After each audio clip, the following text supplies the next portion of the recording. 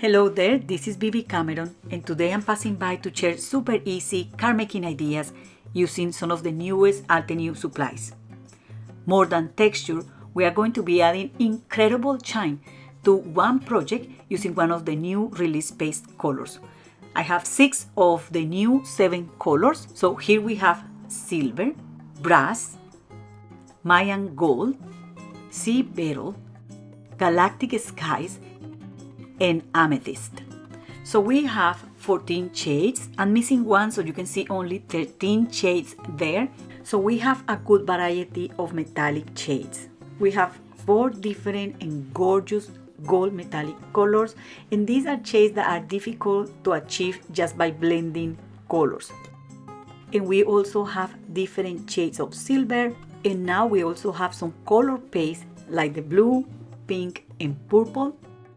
And we also have a paste that is almost black, and in my opinion is one of the most beautiful ones. I'm obsessed with golden colors, so we have here brush pirate, brass, enchanted gold, and Mayan gold. You can see the different colors through the container. That's exactly the same color of the paste. So today I'm going to be using only brass to create the die cut florals in this card, the background, and also the little sentiment banner. So we are going to start by applying with a palette knife the paste over white or black cardstock, and we are going to allow this to dry overnight. Compared with the Mayan gold here, those are 2 completely different universes. But all of these pastes provide this beautiful, smooth and shiny look and feel when they dry over paper, and they don't crack. So these are great for die cutting. Today I'm also going to be using the Daisy Spray layering die set to die cut some of this paper, and I didn't encounter any problem. The only advice I will give you, maybe if you need it, and if you are using a small dies, is to add a layer of press and seal at the back of the paper, so the die cuts will stay stuck to the paper like that. But I didn't have any press and seal there, okay? I just wanted to give you that extra idea because I shared a similar video on Instagram and people were asking me that, and I said no, I didn't need any press and seal, just in case they give me that idea, you know. So I die cut all the pieces, even these tiny micro pieces here, out of that paper. And I also die cut a piece of olive cardstock because I want a contrasting element. I didn't want all my elements to be metallic here, especially for the topper, because I'm also going to add relief paste to the background. So this is going to be very, very shiny.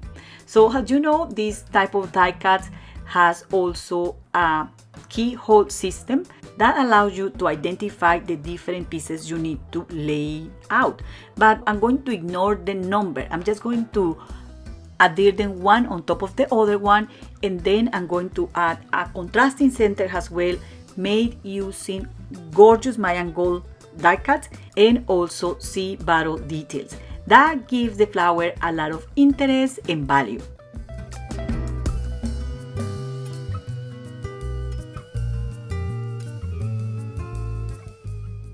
So there you go, and please remember that this doesn't have to be perfect. The more patchy and messy, sometimes this kind of projects looks a lot better.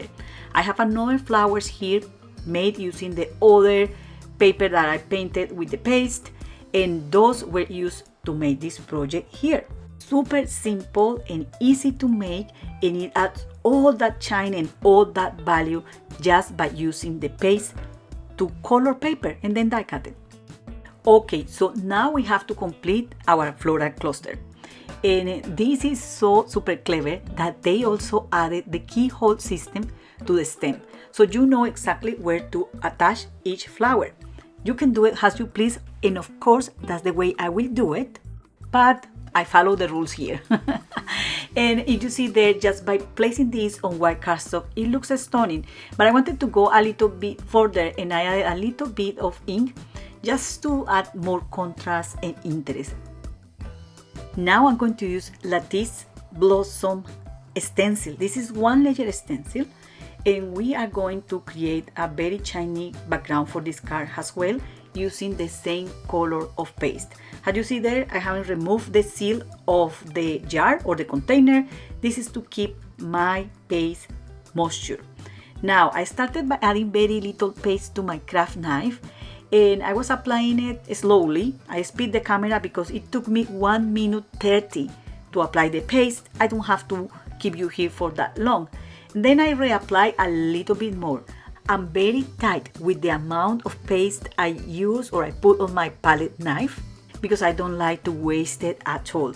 These are not cheap supplies, they are high quality and it's not fair to waste them. So you can use any excess of the paste to color a piece of cardstock that you can die cut later.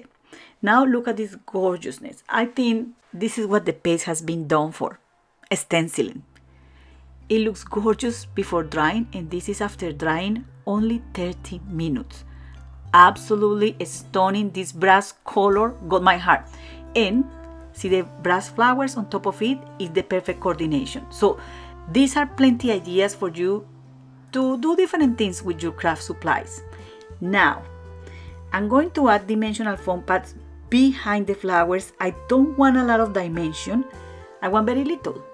And you can place this arrangement from one side so that you can trim one part of the panel and make a smaller card, or you can also use this over all the panel.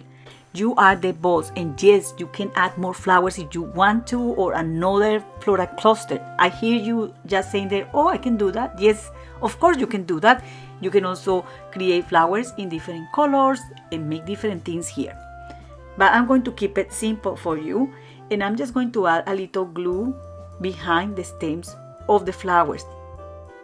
I apply very little glue, and ideally I'm going to allow the glue to dry a little bit before placing this over my panel. I'm not pressing down anything, as you see there, to avoid glue smearing, and the foam pads are going to keep the whole thing in place while the glue dries. Now I'm going to create the sentiment, and for that I'm going to be using a piece of this color cardstock using the paste, and I was very unsure on what to do here.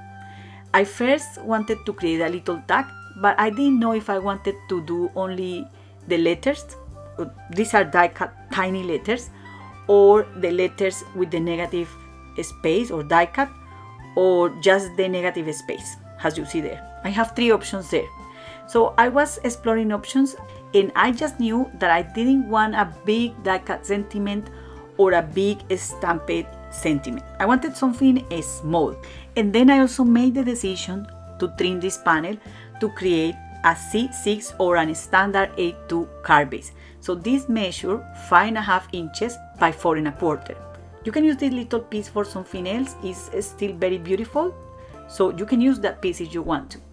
So finally, I create this tiny mini tag just using scissors, and I added twine, and I was thinking, okay, where I can place this. That was the place that I decided to go for. I applied a dimensional foam pad at the back of this tiny tag, and I just placed it there. Once this was done, I tied a bow. I glued this into a card base, and this card was done. Let me know in the comments, what do you think about these release paste die cuts? Is this something you would like to try? If so, which are your favorite colors? And that's all for today. I hope you enjoyed this video. Do not forget to subscribe to this channel or visit the blog for more ideas and inspiration. Thank you very much for watching, and happy crafting. Bye!